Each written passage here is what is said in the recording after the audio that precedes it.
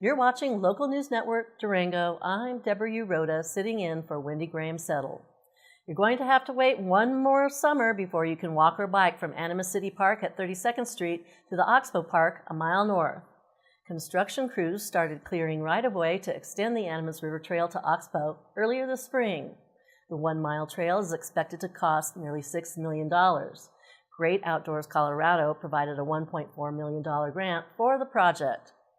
Colorado Parks and Recreation Director Kathy Metz said the trail is expensive because of the retaining walls required to stabilize the sidewalk that runs behind the houses on the east side of Bennett Drive and to the west of the railroad tracks.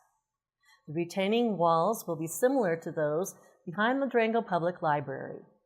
All of the construction of the finished trail is on the Durango and Silverton narrow gauge right-of-way. However, we had to work with neighbors, particularly in that area along Bennett Street, to work with them to provide a temporary construction easement, because to build that retaining wall, we had to encroach into their property just for stabilization of the retaining wall.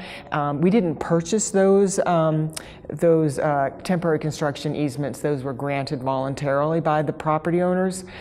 We did disturb fencing all along most of those homes. All of those homes, in fact, had fencing.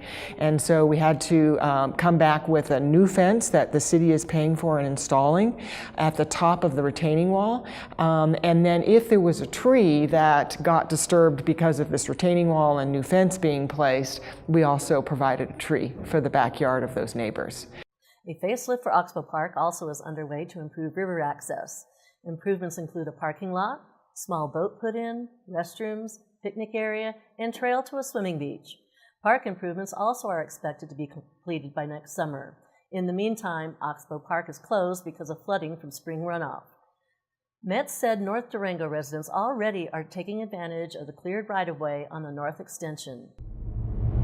Most people that live up in that area just simply walk along the railroad tracks. That happens quite a bit now. And as we have been grading in the trail alignment, members of the community are walking on that dirt area because they're so anxious for the trail to come in. The 44-acre Oxbow Park was purchased by the city in 2012.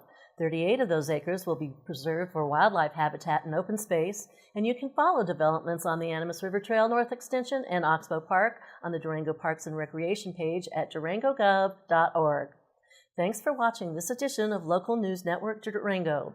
If you like this story and want to watch it again, visit our website at durangotv.com, where you'll also find an archive of our past stories. You may also catch us on Durango Cable Channel 15 or on one of the many digital signs located around town. I'm Deborah Uroda for Local News Network Durango.